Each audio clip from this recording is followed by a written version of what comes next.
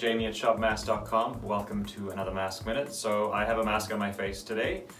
This particular one is the Grown Alchemist Deep Cleansing Facial Mask.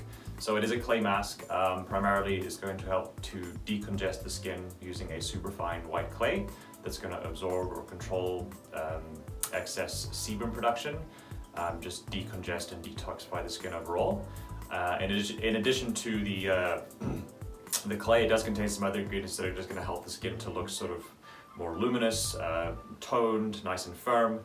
These ingredients are things like wheat germ, ginkgo and cranberry. These all contain vitamins, antioxidants, these sorts of things that are going to help to just revitalize the skin. It is a very, very light clay. It's not a thick clay mask like some clay masks are, which are not bad. It's just a different way of having a mask. So you just apply to clean, dry skin, leave it on for 10 to 15 minutes or so, and then rinse off with a washcloth or just with your hands and some water is fine too. And your skin should look and feel amazing.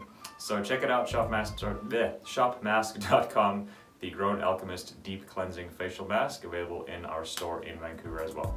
Thanks for listening.